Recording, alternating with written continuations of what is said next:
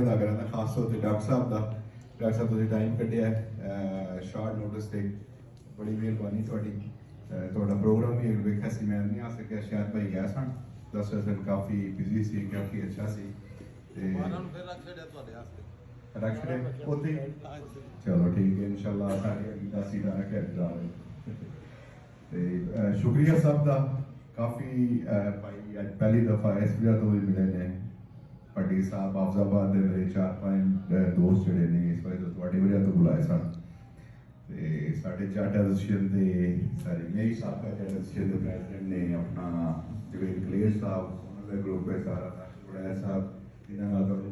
भी तहकीक काफ़ी होती है बाकी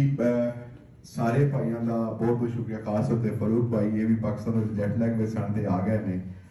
कुछ कुरैशी साहब ते आसम भाई ते स्टोनी क्रीक तो आए ने ते इन्हां दा राह भी लंबा ते भुख लगी सन तां वास्ते नहीं ते मज़ा ते आ रहा सी ते once again thank you everyone खाना रेडी है तुसी हुण हेल्प योरसेल्फ ते पंजाबी खोल दिओ